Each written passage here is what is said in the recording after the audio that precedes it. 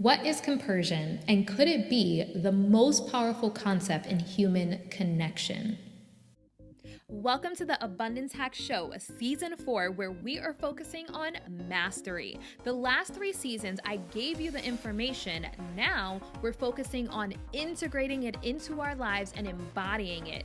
If you are ready to master your thoughts, emotions, and patterns to feel whole, fulfilled, and really grounded in who you are without dimming your shine so you can live the abundant life that you truly desire, then you are in the right place.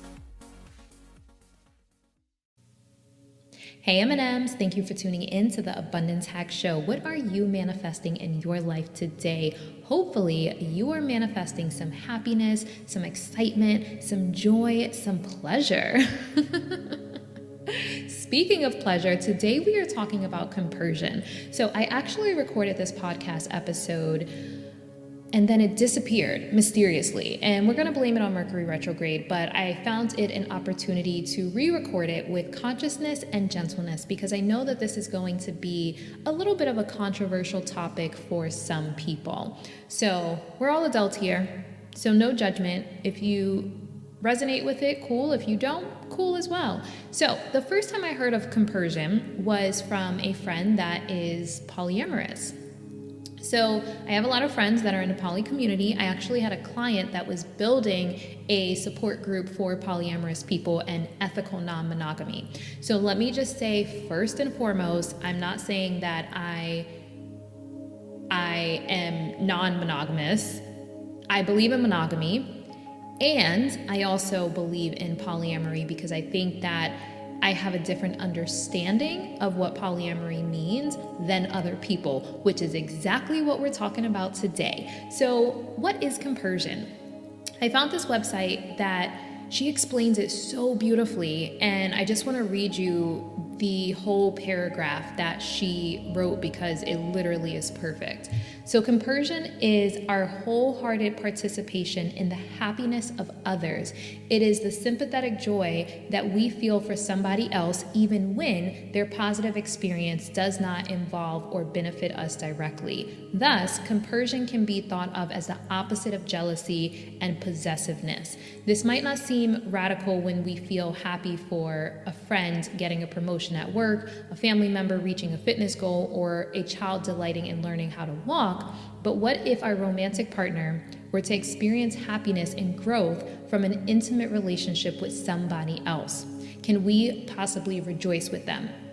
When compersion happens in a situation where jealousy is the most common or conditioned response, we are, in a sense, entering the radical outer reaches of love. Therefore, people who experience compersion in those unexpected places can be considered pioneers of a significant human potential about this unconventional yet powerful expression of human love. Is that not beautiful? I just feel this was like a perfect way to break it down.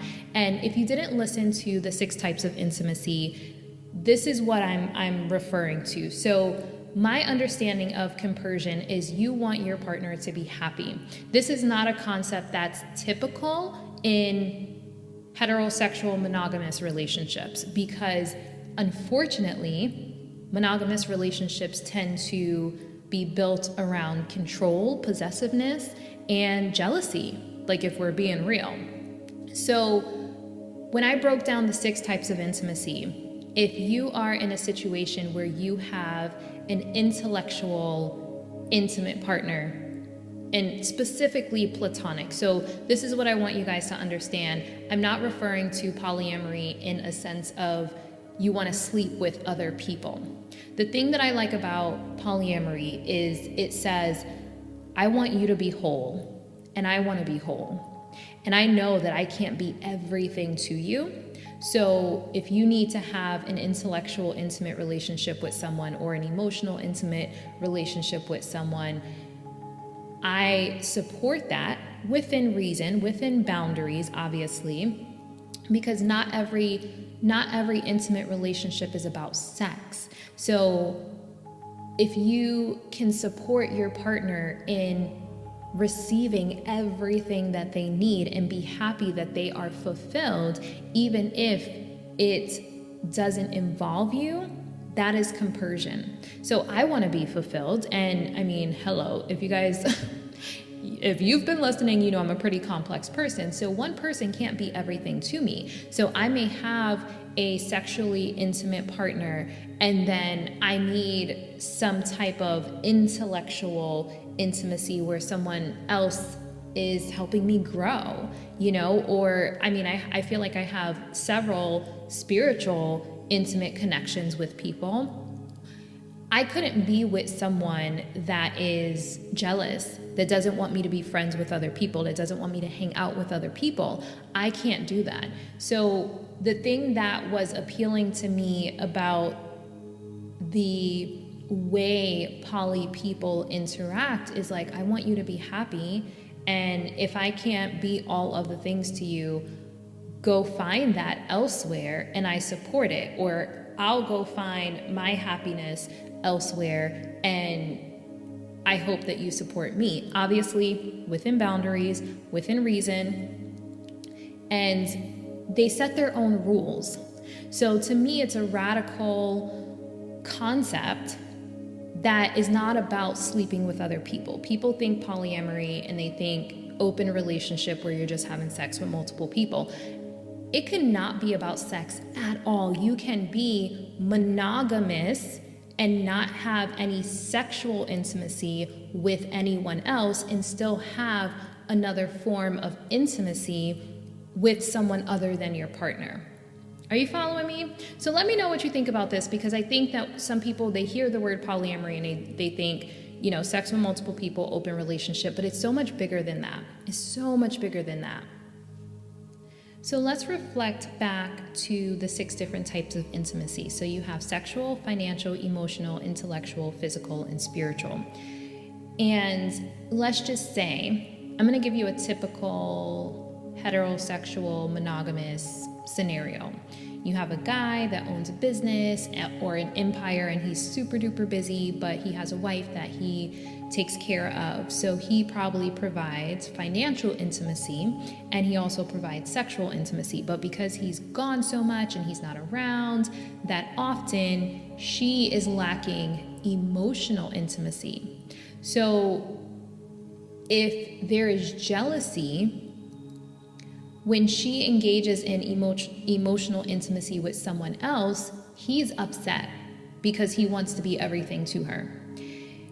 That's the opposite of compersion. So someone who is not happy that you are receiving emotional intimacy from elsewhere, that's jealousy, that's control. Even isolation. You know, there are people whose partners don't want them to have a life outside of them. I personally do not find that healthy. I think you should have friends and people you hang out with outside of your relationship. And, you know, in the beginning, when it's new and you're falling in love, like totally understandable that you just want to be around the person that you're falling madly in love with. But when you get into your routine after that honeymoon phase wears off, it's really healthy for you to have your own hobbies and your own group of people that you hang out with. And I think that with compersion, it would look like, you know, this woman, this wife has a friend, whether it's male or female, because obviously every relationship should be built on trust. And they provide that emotional support. And the husband feels like, I'm glad that you have that person to support you when I'm not around. It makes me happy to know that you have this person in your corner.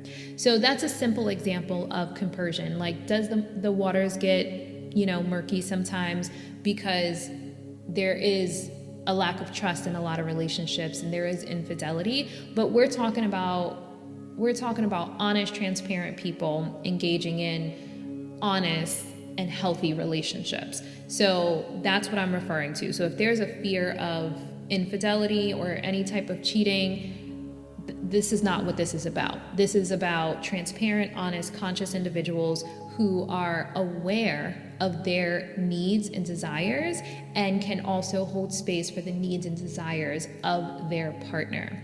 So this is really just to open up the dialogue. I would love to hear what you think about compersion.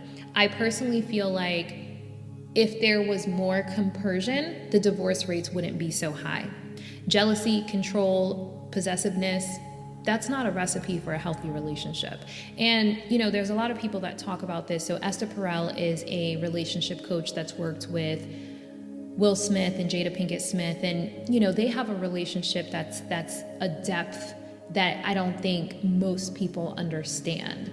And I think that this concept will be hard for a lot of people to understand. A lot of times, I feel like jealousy stems from a place of their own needs not being met. So if someone isn't connected to their own needs and their own desires, it's going to be very hard for them to be happy with someone else connecting with their needs and desires. So again, this is a concept that I feel like it's going to take two conscious individuals to sit down and have a conversation about, and really identifying what form and what type of intimacy is most important, and establish that between you and your partner, and being clear that this is my spiritual connection here, this is my physical connection here. And I mean, the physical connection, obviously, I said in the 6 Types of Intimacy podcast episode, physical intimacy doesn't always mean sex. It could mean cuddling, it can mean hugging, it can mean holding hands. Like, friends can hold hands, friends can cuddle without it being a sexual thing. I think we need to normalize physical intimacy, especially after the pandemic. Like, how many people missed giving hugs, We need that human connection. So I think it's really important for us to normalize these things. And again, this is in healthy, transparent relationships, not where there's trust issues, not where there's cheating or infidelity or lying. These are normal, healthy, transparent, honest connections. Being able to have that conversation and being able to really communicate your needs and your desires. And so I think compersion should be something across the board, not just in intimate relationships, but also in business and in family. It's the opposite of jealousy. So again, I feel like jealousy stems from the person not being happy and accepting of where they are. And so they're looking at what someone else has, and they can't be happy for them because they're not happy with their own situation or themselves. So I think compersion is something that I would like to hear a lot more people talk about. I would like to hear a lot more people have awareness around, and it should be a dialogue that started in a relationship. And I think that it would solve a lot of problems if we could really genuinely be happy for people and really genuinely be happy for our partner. If our partner is happy, even if it doesn't involve us, it's just going to create a more magical connection. Because when we try to control is the near enemy of connection. When we try to control and possess, we are actually driving our partners further away. And so I don't know that this is something that people talk about often, especially if it's someone that believes in monogamy. I'm totally fine with monogamy. And I also know that I need to have my needs and desires met. So monogamy for me may look different than monogamy for someone else, because I'm very clear that I need intellectual intimacy, I need spiritual intimacy. These are things that I have to have. So if it's someone who is jealous, that doesn't want me talking to other people or hanging out with other people, definitely not the person for me. But I think that just in general, relationships in general, that's not healthy. It's not healthy. So I'd love to hear your feedback. This is a pretty quick episode because I really just wanted to start the dialogue on it and just hear what you have to say. And if this is something that you want to dive deeper into, I did have a client that talks a lot about polyamory, ethical non-monogamy, and compersion. And again, this is not about being non-monogamous. this is not about having an open relationship and having sex with other people. It's about having intimacy with other people that is beyond the sex. So like if you are just in a monogamous sexual relationship, you still can have intellectual connection, spiritual connection with other people. So just being very clear about that, because I think that when you have topics like this, people can just automatically close their mind off and think that it means one thing and just be like, nope, not into it, bye. I actually tried to have this conversation with someone that was that exact way. And it's interesting just how some people are completely closed-minded to certain concepts. But I think that this concept is important. I think it's really important across the board beyond just romantic relationships. I think we need compersion in every single connection in our lives, period. So I'd love to hear your thoughts. Message me on Instagram at Niajae, Niajae, and let me know what you think. Are you down for some compersion? Can you be happy for other people when they're happy? Regardless of what's going on in your life, can you be happy for other people if it has absolutely nothing to do with you? More specifically, can you be happy for your partner if your partner's happy and it involved someone else, not in a sexual way, but even just they had a really powerful conversation with someone else, and let it be someone else that is of the opposite sex? Can you be happy for them? Really powerful questions to sit with. I'd love to hear your feedback. And until next time, be decadent. Thank you for tuning in to the Abundance Hack Show. I would love to hear from you. Leave your comments and questions, and don't forget to subscribe so you don't miss any of our yummy episodes. Every time you leave a 5-star rating or review, I do my happy dance.